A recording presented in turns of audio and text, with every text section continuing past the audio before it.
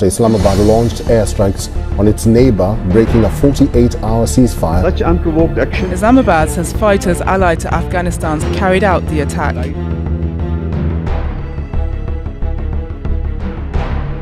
የፓኪስታንና ታሊባን ግጭት ለምንና ለማን?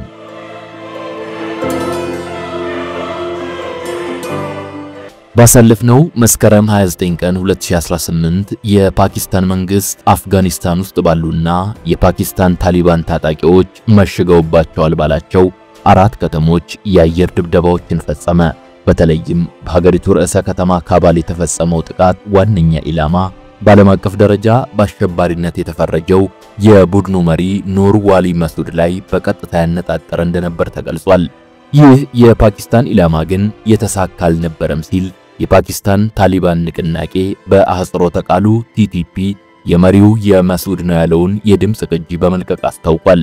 ይህን ተከትሎም ከጥቂት ቀናት በኋላ ጥቅምት 1 እና ጥቅምት 2 2018 የአፍጋኒስታኑ የታሊባን መንግስት በሁለቱ ሀገራት ድንበር ላይ በሚገኙ በርካታ የፓኪስታን ወታደራዊ ኬላዎች ላይ የአጸፋ ጥቃቶችን ፈጽሟል።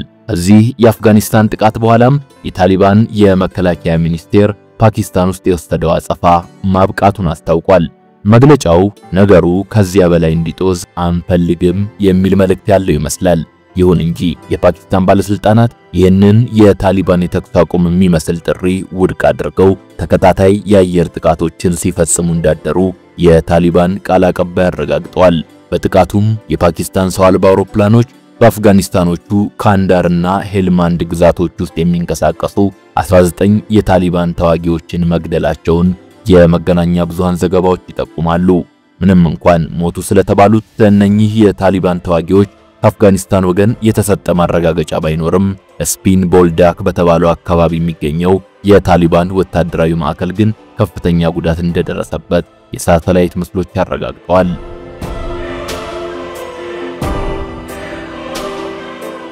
ይህም ሆኖ ሁለቱም ወገኖች አንዳቸው ሌላኛቸው ላይ ከፍተኛ ኪሳራ ማድረሳቸውንና በርካታ የድንበር ኬላዎችን ማውደማቸውንና መቆጣጠራቸውን ባለፉት ቀናት ሲገልጹ ሰንብተዋል። ለውጊያው መነሳት አሁንም ድረስ አንዳቸው ሌላኛቸውን ቢከሱም የደረሰውን ኪሳራ በተመለከተ የሚያቀርቡት መረጃ ግን እርስ በርሱ የሚጋጭ ነው።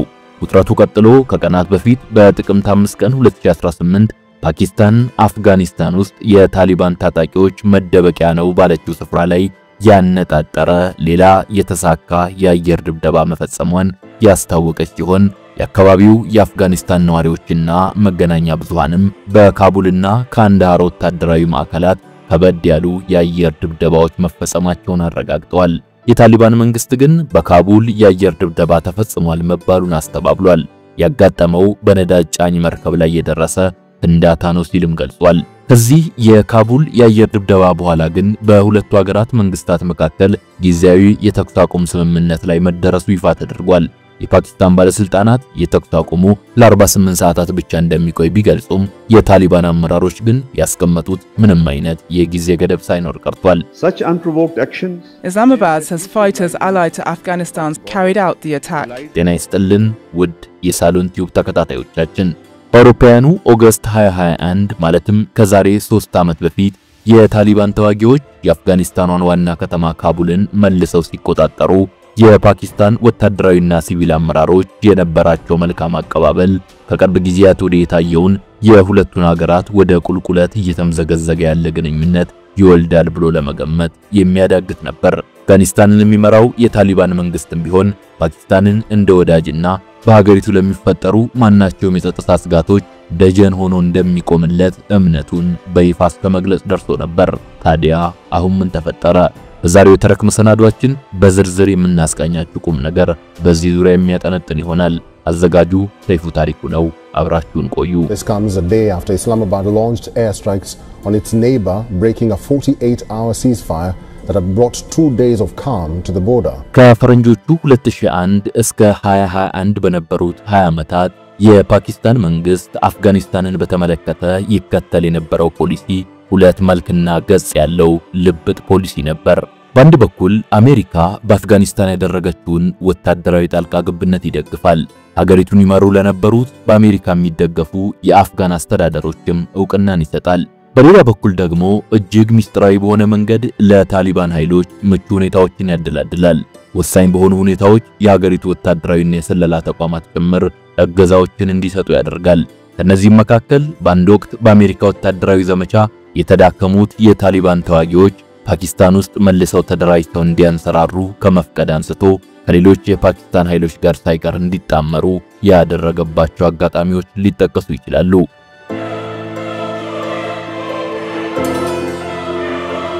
እንዲህ ባለ ግንኙነት ውስጥ የቆዩት ሁለቱ ሀገራት ግን ከቅርብ ጊዜያት ወዲህ አደገኛ የሚባሉ ውጥረት ውስጥ ገብተዋል። በተለይም የፓኪስታን የአየር ኃይል ከአንድ ሳምንት በፊት ለመጀመሪያ ጊዜ በዋና ከተማዋ ካቡል ጥቃቶችን መፈጸሙ በሀገራቱ መካከል ያለው ተራክቦ ፍጹም ወደ ጠላትነት እንዲወርድ አድርጓል። በርካታ የነገሩ ተንታኞች እንደሚገልጹት አሁን ላይ የፓኪስታን መንግስት አፍጋኒስታንን በተመለከተ ለያዘውና እየተመራበት ላለው ፖሊሲ ስራ ምክንያቱ የውጭ ግንኙነት ፖሊሲውን የመንደፍና የመምራት ኃላፊነት የተሰጠው ISI የተባለው የሀገሪቱ የጦር ኃይል ወታደራዊ ደህንነት ተቋም ነው። ምንም እንኳን ፓኪስታን በወታደራዊ አገዛዝ ስር የመተዳደር ታሪክ ባይኖራትም የሀገሪቱ ብሔራዊ ጦር ግን በሲቪል አስተዳደሮች ላይ ጉልህ የሚባል ተጽዕኖን ማሳደር ከጀመረ ዘመናት አልፈዋል። ለዚህ በአመክንዮነት የሚቀመጡ ጂኦፖለቲካዊና የደህንነት ምክንያቶች አይጠፉም። ላብነትም ፓኪስታን በአውሮፓውያኑ 2021 ታሊባን አፍጋኒስታንን መልሶ ወደ መምራት ስልጣን ከተመለሰበት ጊዜ አንስቶ በጸጥታ ኃይሏ ላይ ከዚህ ቀደም አጋጥመው የማያውቁ ጥቃቶች ደርሰውባታል። በያዝነው የፈረንጆቹ 2025 ዓመት 8 ወራት ብቻ ከ2400 በላይ የሚሆኑ ዜጎቿን ሞት አስተናግዳለች። ይህ አሃዝ ባለፈው የፈረንጆቹ ዓመት ፓኪስታን ላይ በደረሱ ጥቃቶች ከተገደሉት 2500 ሰዎች ጋር ሲነጻጸር ከፍ ያለ ቁጥር ነው። የፓኪስታን መንግስት ለአብዛኞቹ ለነኚህ ጥቃቶች ተጠያቂው TTP በሚል ምህጻረ ቃል የሚታወቀውና አፍጋኒስታን ውስጥ የሚንቀሳቀሰው የፓኪስታን ታሊባን ታጣቂ ቡድን ነው ሲል ይከሳል። እነዚህ የTTP አባላት በአብዛኛው የሚንቀሳቀሱት ደግሞ በፓኪስታንና አፍጋኒስታን ድንበር አካባቢ በሚኖሩና ተመሳሳይ ቋንቋና ማህበራዊ ስሪት ባላቸው ማህበረሰቦች ውስጥ ነው። የፓኪስታን መንግስት ወዳጅ የነበረው ታሊባን ወደ ካቡል ተመልሶ ስልጣኑን ሲቆጣጠር እነኚህ የቲቲፒ መሪዎች አፍጋኒስታንን ለቀው ይወጣሉ የሚል ተስፋን በእጅጉ ሰንቆ የነበረ ይመስላል። በእርግጥም የተወሰኑም ቢሆኑ የቡድን ተዋጊዎች ወደ ሀገራቸው መመለሳቸው ተነግሮ ነበር። ሆኖም እንቅስቃሴውም ሆነ ከነኚህ ቡድኖች የተደቀነው የደህንነት አደጋ ከጊዜ ወደ ጊዜ እየቀነሰ ሊሄድ አልቻለም። የቲቲፒ ተዋጊዎች በስፋት በሚንቀሳቀሱባቸው የአፍጋኒስታን አዋሳኝ በሆኑ የፓኪስታን አካባቢዎችም ቀላል የማይባል ተቀባይነት እንዳላቸው ይነገራል። እነኚህ የአፍጋኒስታንም ይሁኑ የፓኪስታን ታሊባኖች ዓላማ አንድ መሆን ግንኙነታቸው በቀላል እንዳይላላ ምክንያት ሆኗል። ሀገሮቻቸውን በሸሪዓ ማስተዳደር ከሚለው የጋራ ዓላማ ባሻገርም ሁለቱም በአንድ ግንባር ተሰልፈው ከሶቪየት ህብረት እስከ አሜሪካ መራሹ ኔቶ ድረስ ተፋልመዋል። በእርግጥ የአፍጋኒስታንና የፓኪስታን ህዝብ ቁርኝት ጥልቅና መልከ ብዙም ነው። ሃይማኖት፣ ዘርና ቀለም ብቻም ሳይሆን ስልጣኔና መንግስትንም በአንድ የተጋሩ ህዝቦች መሆናቸው ተከትቦ ይገኛል። ከሺህ ዓመታት በፊት ቱርካዊው መሐሙድ ጋዚኒ በአፍጋኒስታኑ ጋዝና ላይ የጋዝናዊን ሱልጣኔት መስርቶ እስልምናን ወደ ፓኪስታን፣ ባንግላዴሽና ህንድ ሲያስፋፋ ደግሞ ሁለቱ ህዝቦች በአንድ የእምነት ገመድ እስከ ወዲያኛው ተገምደው ቀርተዋል።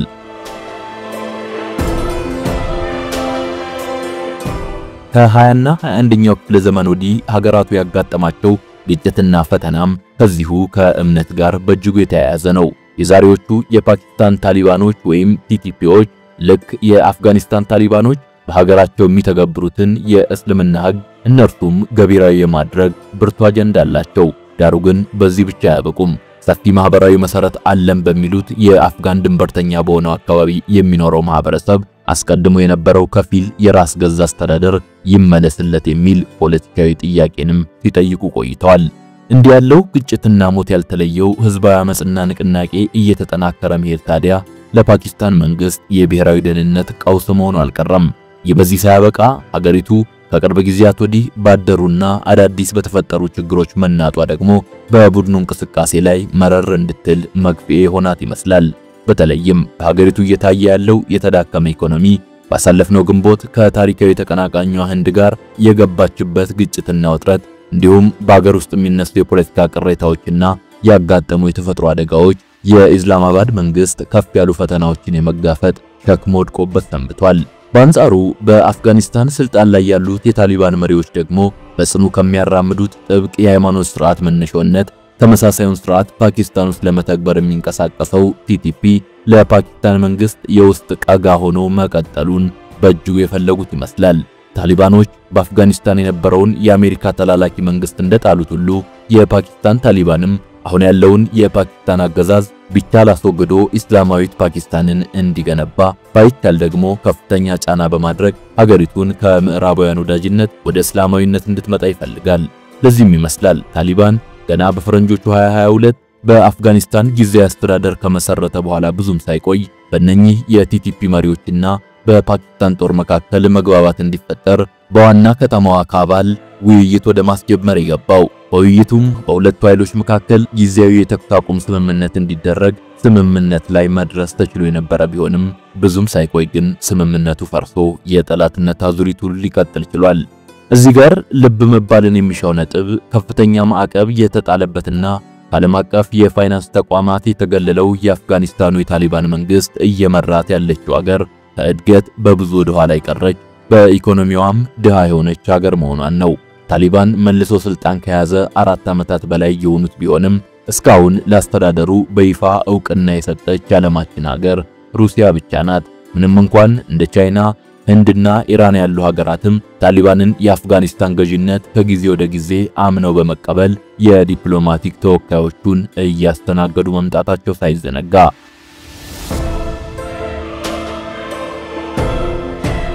በእርግጥም አፍጋኒስታውያን በከፍተኛ የኢኮኖሚ ድቀት እየተሰቃዩ ያሉ ህዝቦች ናቸው። ሁነኛ የሚባሉት እንደ ጤናና ትምህርት ያሉ የመንግስት የአገልግሎት ሴክተሮች ሳይቀር ሙሉ በሙሉ በውድቀት አፋፍ ላይ ደርሰዋል።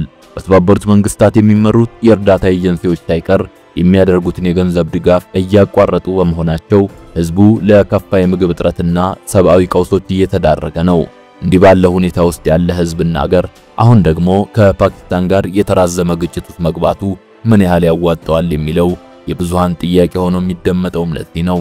ይህም ሆኖ በአሁኑ ወቅት ሁለቱም ወገኖች የጦርነቱን ገደል ከመማስ አልታቀቡም። ምንም እንኳን ከቀናት መቋሰል በኋላ ጊዜያዊ የተኩስ አቁም ስምምነት ለማድረግ ቢስማሙም የትኛውም ወገን ነገሮች ወደ ኋላ መመለስ አለባቸው የሚል ደፋር አቋም ይዞ እንደ ደካማ መታየትን የሚመርጥ አይመስልም። እልህ እዚህ ሰፈር የአፍንጫ ያህል ቅርብ ናት። በይፋዊ የፓኪስታን መንግስት መግለጫዎች ላይ እየታየ እንዳለው ከ4 ዓመት በፊት ወደ ስልጣን ሲመለስ መወድስ የቀረበለት ታሊባን አሁን ላይ አገዛዝ የሚል ታርጋ ተለጥፎበት በሀገሪቱ አካታች የሆነ ስርዓት ለመመስረት ጥሪ እንዲያቀርብ እየተጠየቀ ነው።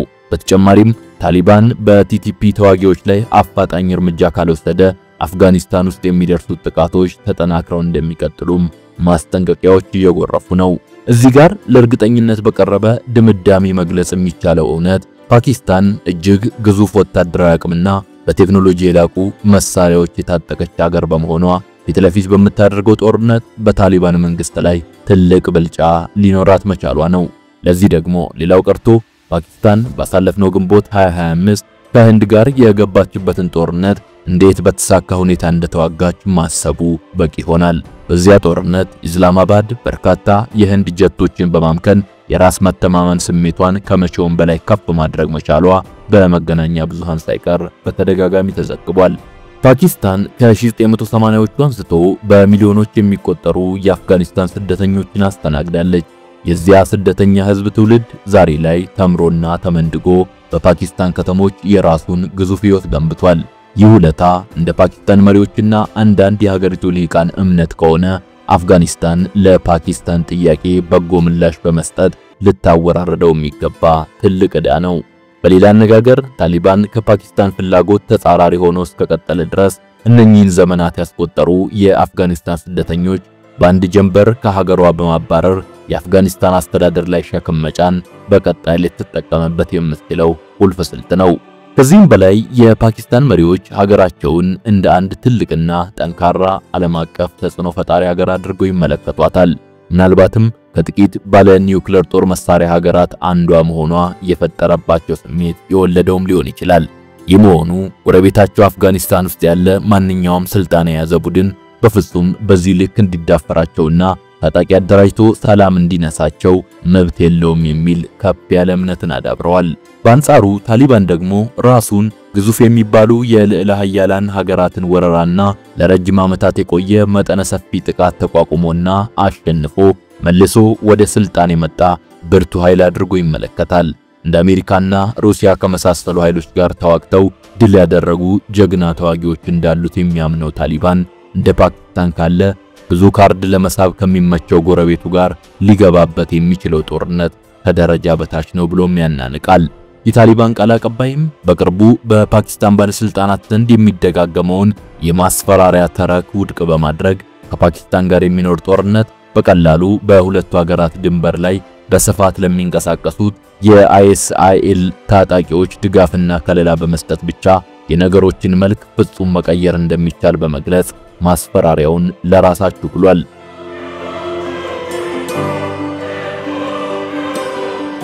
ይህም ሆኖ በሀገራቱ መካከል ግጭቶች እየተባባሱ በሄዱ መጠን ምንም አይነት የባህር መዳረሻ በር የሌላትና አጠቃላይ የንግድ መተላለፊያ መስመሯም ፓኪስታን ላይ ጥገኛ ለሆነችው አፍጋኒስታን ነገሮች ቀላል እንደማይሆኑ ግልጽ ነው። ሌላው ቀርቶ በሰሞነኛዎቹ ውጥረቶች ብቻ የሀገራቱ የንግድ መስመር መዘጋት በሁለቱም ወገን ባሉ ነጋዴዎች ላይ የሚኖረው ኪሳራ ቀላል አለመሆኑን ሙያተኞች ሲያስረዱ ተደምጧል። ባናቱም ታሊባን የፓኪስታን መንግስት የሰው አልባ አውሮፕላኖችና ጀቶች የአየር ላይ ጥቃቶችን ለመከላከል የሚያስችል የአየር መከላከያ ስርዓት ራዳር ወይም ሌላ ዘመናዊ መሳሪያ የሌለው መሆኑም አደጋውን ሊያከፋበት እንደሚችል ይታመናል። ይህም ሆኖ የፓኪስታን ጦር ከህንድ ጋር ያለበት ግጭት እንዳለ ሆኖ አሁን ደግሞ ከቲቲፒ ተዋጊዎች ጋር ትግል ውስጥ መግባቱ ቀላል አይሆንለትም።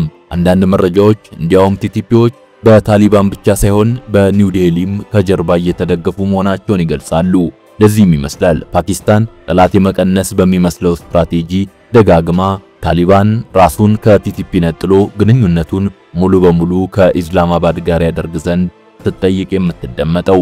ዳሩ ግን ቲቲፒና ታሊባን ከጠንካራ ድርጅታዊ ግንኙነት የዘለለ የረጅም ጊዜ ወዳጅነት፣ ርዕዮተ ዓለማዊ ጋርዮሽና የወል ማህበራዊ ስሪትን የሚጋሩ መሆናቸው ትስስራቸውን በቀላሉ በአዋጅ መነጠል አዳጋች ነው። ከዚህም ባሻገር ለታሊባን ከቲቲፒ ጋር ግጭት ውስጥ መግባት እንደ አይኤስአይኤል ካለው አጋሩ ጋር ጠብ ውስጥ ይከተዋል። ከአይኤስአይኤል መጣላት ደግሞ በምስራቃዊ አፍጋኒስታን የሚንቀሳቀሰው የኮራሳን ግዛት ታጣቂ ታሊባንን እንዲወጋና እንዲያምስ አረንጓዴ መብራት ማግኘት አሊያም በትር ማቀበል ሊሆን ይችላል።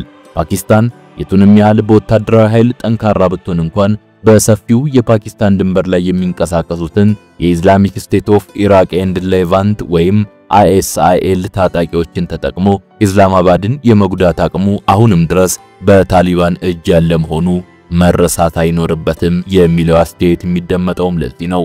ከዚህም በላይ ግን ታሊባን ፓኪስታን ላይ መምዘዝ የሚችለው ወሳኝ ካርድ ያለ ይመስላል። ይኸውም መቀመጫውን በአፍጋኒስታን ካንዳራ ያደረገው የታሊባኖች ከፍተኛው መንፈሳዊ መሪ ሃይባቱላህ አኩንዛዳ ፓኪስታን ላይ አንዳች የጦርነት ፈትዋ ወይም ቡራኬ ቢሰጥ ከአውሮፓውያኑ 2021 አንስቶ እንደ መሪያቸው ለተቀበሉት የፓኪስታን ታሊባን ተዋጊዎች የሚኖረው ትርጉም ምን ይሆናል የሚለው አሳሳቢ ነው።